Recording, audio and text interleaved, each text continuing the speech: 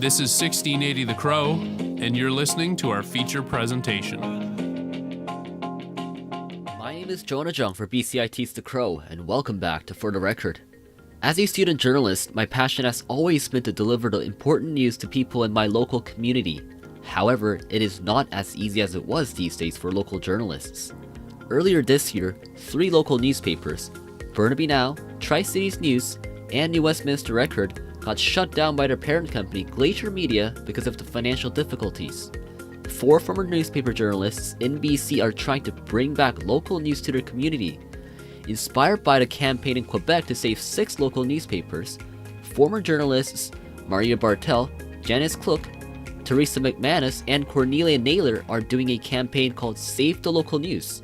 To know more about this, I spoke to Cornelia Naylor about their plan and her thoughts on local journalism. The news ecosystem is shrinking, and so it's tough on a personal level, just in terms of employment, but it's even more devastating to think about when I started at the Burnaby Now. We had 2 newspapers in Burnaby, in New Weston, in the Tri-Cities, 2 newspapers, and they published a print product twice a week, plus the website, and we had things like blogs that reporters were doing, and there were a full newsroom, and even at that time it had been cut. So it's even more devastating to think about what's happening to local news just as an impact on society. Like, there's no longer anyone left to write about city council or school board or just events that are happening. So I mean, those are 2 things that have been difficult for us. The one thing that has made that a little bit, at least not shocking or surprising, is that our newsrooms had been cut so deeply by the time that the papers closed that, it wasn't like it was, it's a surprise, but it wasn't, it's like we'd been cut down to the bone already. So, yeah. To the point where there was 1 reporter left in New Westminster, 2 reporters in Burnaby, and we didn't have an office and that kind of thing. So, yeah, that's the long answer. Thank you. So you mentioned local media outlets being shut down and local news journalism industry shrinking. And as far as the announcement goes, they said Glacier Media didn't receive enough funding to support those media outlets. What are your thoughts on the funding that is given to local news outlets? How can things be improved? Well, they cited economic reasons. So when they say that there wasn't enough funding, they basically said that they weren't sustainable profit-wise. They're a corporation, and so they're not just dealing with 1 print product or 3 print products or 3 online outlets, because we were online at that time. I don't know if you know that, but we had the print product for all 3 of those papers died in 2023. So we were online only. So Glacier said that they had to shut down because of economic reasons. And we would argue that as a corporation, they have more expenses than just getting the local news to local people. They're owned by, they need to make corporate profits. They have to pay corporate debt. So it's not about whether a local newspaper is sustainable in the community. It's more difficult to make it sustainable as a corporation, because corporations historically are used to making large profit margins, and that's been going away for decades now. And so also we were the last, and I don't think this is insignificant, but we were 3 of the last union papers in BC, at least, I think, for Glacier. So that was, I'll leave that where it is. Thank you. So you mentioned 3 papers, union papers, and so with the 3 outlets gone, how are people in Burnaby, New West, and Tri-Cities consuming local news? People are saying only thing that we have left is the press release from the city hall. So how is the situation? So we've been doing outreach since May, April, all summer. So we've been going to We've been going to farmers markets and community events like the Canada Day event in New Westminster, Recovery Day in New Westminster. We've presented to city councils, and the people that have come up to us have said that they are just not getting that information. There's no information coming out of the city halls in those different communities. Nobody's writing about it. The city's putting out its own press releases, but that hardly sort of holds public officials to account. We only hear what the cities want to say, basically, and what they want to make public, which is important in itself, but local journalism goes farther than that. So what community members are telling us is that they are just not getting that information, or they're getting some information online and they don't necessarily trust it. Or they have to go to find out what's happening in their communities. Just in terms of events, they have to go, different places on the internet to find out, what's happening in their town, but they have to go to multiple different sites, and a lot of people don't have time to do that, so they're just missing events. We've had some people say, I didn't know this event was happening until I walked past it. So they are basically telling us they are not getting news. They're not getting that news that they're used to, and that they miss it. Thank you. So, as much as I miss the local news, you guys are running the campaign.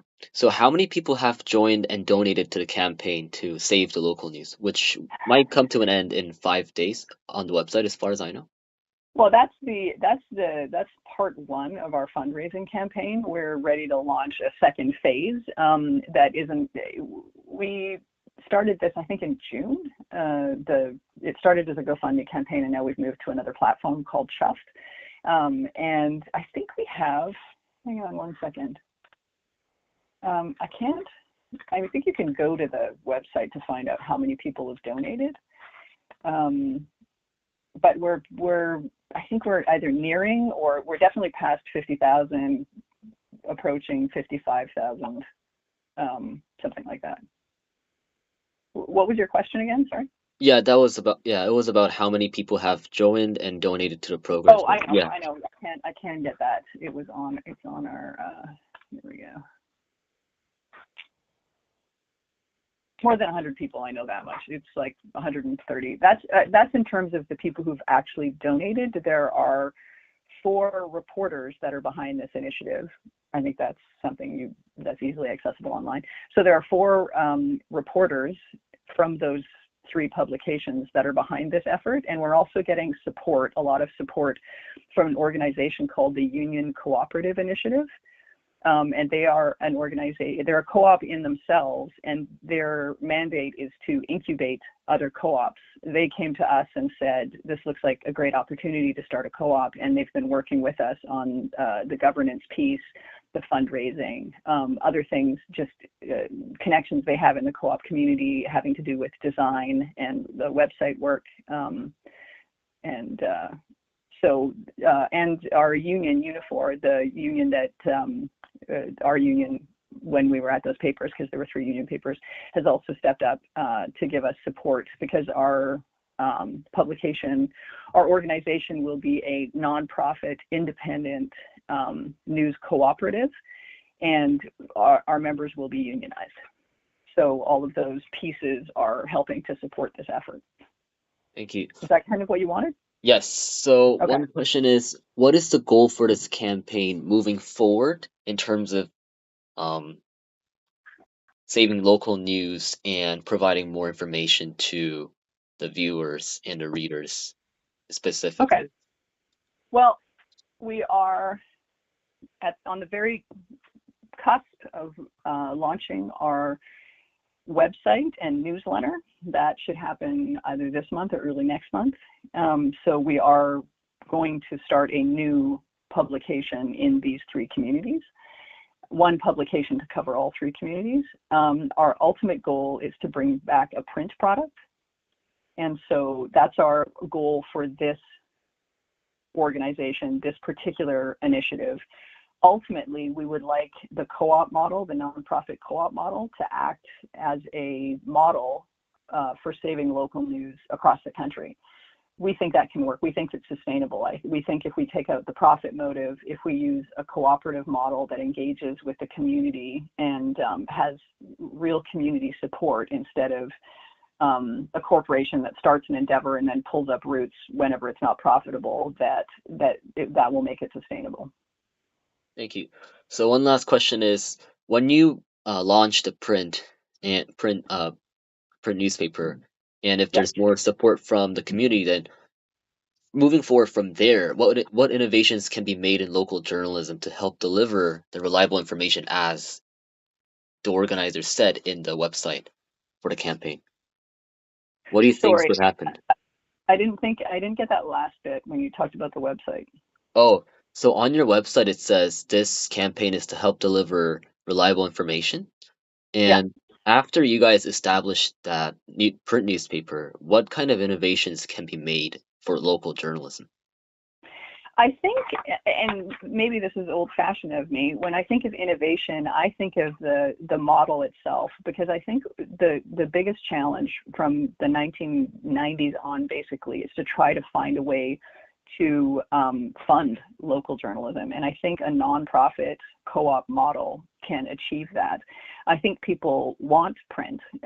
They like the idea of print, and it's not like an innovation so much as trying to address some challenges with innovations that have happened, like everything going online, everything being kind of an endless flow of information where there's never an end. I think there are people out there who want something finishable, and I think there's something, that appeals to more and more people going forward.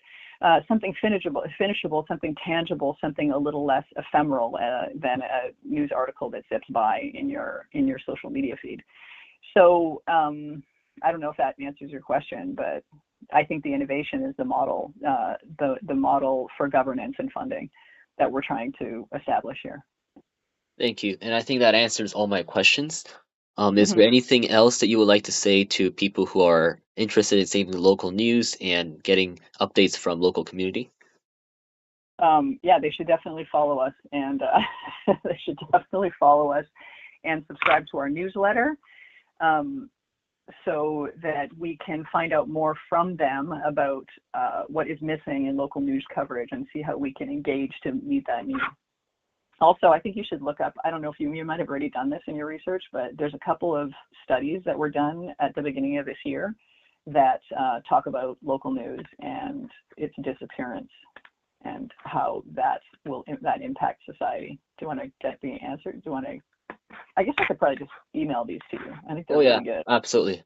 There's a couple of things that might be interesting for your article, and I don't know how you'll go, like where you'll go with it, but one of the findings of these two studies is that local news particularly is suffering under corporate ownership, and the suburbs are especially impacted because I think people look to the center, like a Vancouver publication, to cover those outlying areas that are right around the city, but they're not being covered.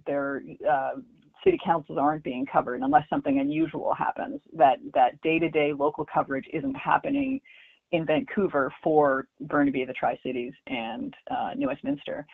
According to these studies, small towns have fared a little bit better in terms of local news disappearance because they have a more cohesive identity and the community rallies around those outlets a little more fulsomely. So what we're trying to do here is make sure this doesn't happen in these suburbs, that they're not impacted the way this study is showing they're being impacted across Canada, that kind of thing.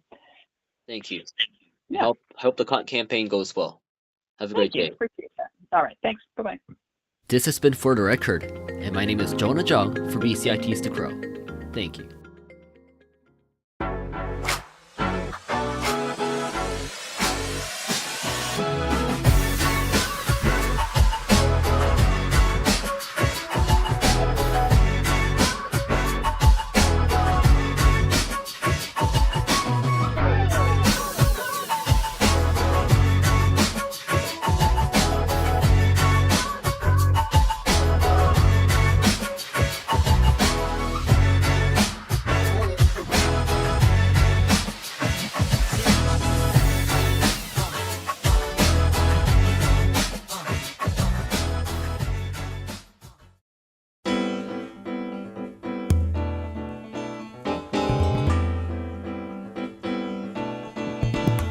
As inflation climbs, wages lag behind, and grocery prices surge, food insecurity is reaching critical levels across Canada.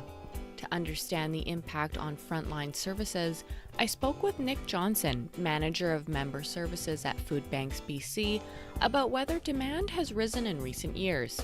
He says the trend is not only growing, it's showing no signs of slowing down. There's definitely a curve to this all. I would say it's an upward curve.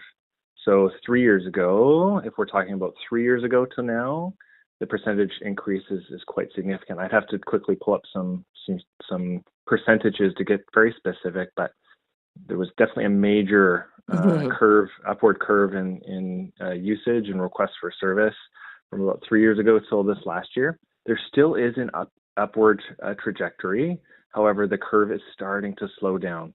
Now, the why, that one's a little bit trickier to understand because when we look at the economic situation, obviously price of living continues to go up. So you would expect that maybe the curve would continue in that steep incline. However, according to our numbers, and it's kind of an asterisk on that, like we're a membership of 111 members. So we really only have the data that our members provide to us. But there's so much more food security work that's happening out there in the province and all the communities that make up BC. And so anyways, back to the point of 3 years ago till about this last year, it was about a 25% increase year over year for those 2 years. I think we're looking at about an 8 to 10, if I'm not mistaken, for last year to this year, given the data that we have from our members. So it is starting to slow down, but it is still an increase. Got it. And then I guess my second question that you kind of answered already, which can be, so many different things, was what are some of the main factors contributing to the food insecurity? But you kind of, touched on that, how there could be so many things. I've got, housing costs, stagnant wages, inflation. So your answer would kind of be just there's a multitude of reasons. Yeah, it's a spider's web of, it's very complex. Some of the data tells us that at least provincially speaking, the highest percentage of food bank users are those who are working, either full-time or part-time, holding down some kind of job. So I think that, that speaks to, yes, folks are doing what they can. This might be a wage thing. I know a lot of these folks might be working for minimum wage or just above minimum wage, probably not a livable wage. But, so they're still working, but they still can't, make ends meet, afford the cost of living. So it is a cost of living situation. I think forever it's been a disability and income assistant rate issue as well, never really keeping up with what it costs. It's a housing piece, provincial government and other entities promise affordable housing, but it's never really able to keep up with the demand and those who need it. And so it's a myriad of things, but ultimately, it is a financial piece. If folks had the finances to afford the home that they live in, to pay for the groceries that they need from the grocery store, their gas, their insurance, whatever it might be, if they were able to afford basic living costs, they would not be showing up to food banks. We would not need to exist. So, Right. There's definitely a multitude of things, and also adding to that list, grocery stores gouging and all that kind of stuff as well is a huge part of it. And then, so given on the statistics and your data that you might have provincially, can you comment on who are the people most affected by food insecurity, and has that demographic in your statistics changed over time? Yeah, I would say that, coming back to the statistic on working families or working households, where that's the primary source of income for their house, that has increased over time. I would have to go back into the historical data, which I don't have in front of me, but I do know that has been an increasing number over the years from the data that we have.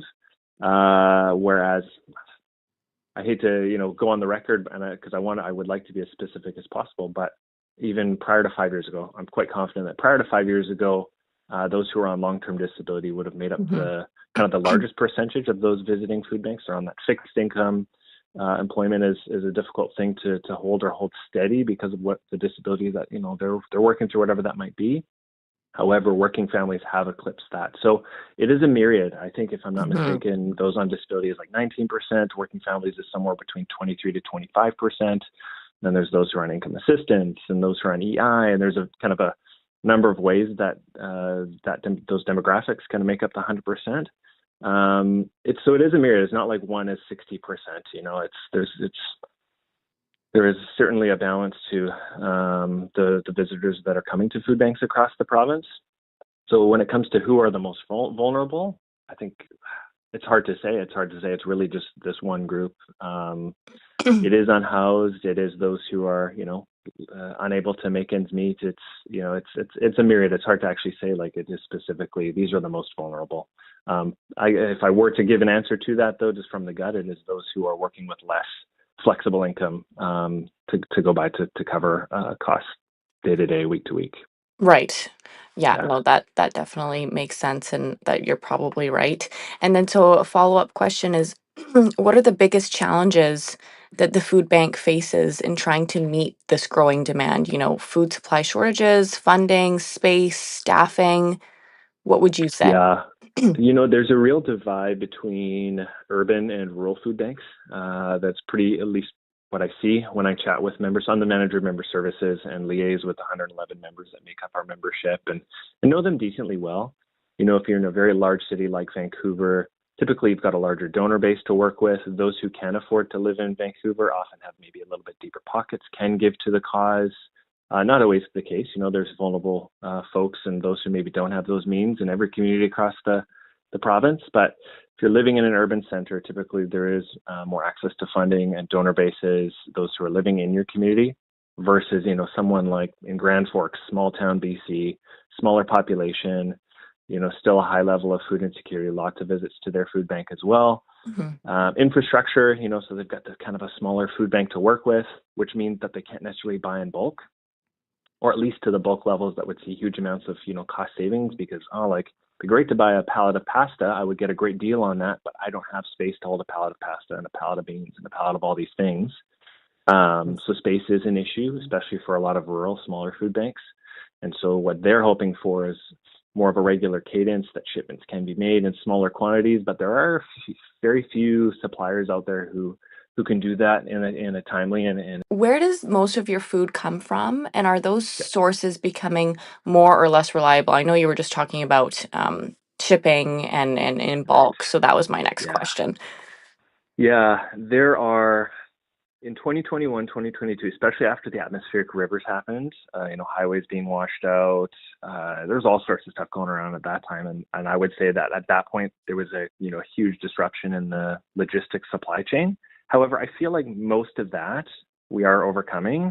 So when it comes to food purchasing, there are some food banks that will place orders through their local grocery store. So a lot of, obviously, every food bank, I don't know of a single food bank that isn't purchasing food. And when I say that, let me backtrack that. A lot of food banks do really great from donations, like, there's a food drive, or, groups come together and donate a bunch of food. But food recovery has been, especially since 2018, been a huge staple for food banks, and prior. But in 2018, that's kind of when the floodgates opened, and a lot of corporate partners like Pattison Group, a lot of their chains and Loblaws, et cetera, really kind of got over what had been a liability concern for some time. What if they see the Best Western branded meats and someone gets sick? Although there is what's called the Donor Encouragement Act, which, releases them of the liability as long as there's no ill intent in that transfer of food over to a food bank or a charitable organization like a food bank. 2017, 2018 is when things really opened up, and corporations, partly it was a corporate social responsibility thing and other reasons as well. But food banks started to see a lot more food flowing through, stuff that wouldn't sell, but was still really good for human consumption. Still had some dates on it, or it was closer to, best before date, but still was great to be given out and was safe to be given out. And so a lot of food banks started to rely on that. I will say that as time has gone on since that point in time, grocery stores are getting a bit better with the data that they have, which affects their purchasing, which affects, maybe not having as much to give away. A lot of corporations are, I'm just trying to think, I think this would be an example, and most have kind of their own app, but Loblaws, if I'm not mistaken, has one called Flash Foods, where instead of it just kind of, where historically would have just gone out in food recovery, gone out to a food bank or a food charity, now it's kind of being marked down at 50%, and they're trying to recoup as much cost as they can before it either goes to the landfill or goes to a charitable organization. So that, grocery stores are getting a bit better in the way that they are ordering and purchasing, which on one hand is great, maybe reducing food waste, and food security is a thing where maybe the person visiting the food bank is asking for that 50% off meat. So not to poo-poo the system, but it is affecting food banks, I think, in a pretty big way. Right. And then obviously the inflation that, the province is feeling we have heard from food banks that they're not only is their financial donations are decreasing, but so are their the physical food. So it is the food recovery. It is, the folks who maybe would do a food drive prior, but maybe not anymore. That was my guest, Nick Johnson, the Manager of Member Services for Food Banks BC, and I'm Isabella Vertone for BCIT's The Crow.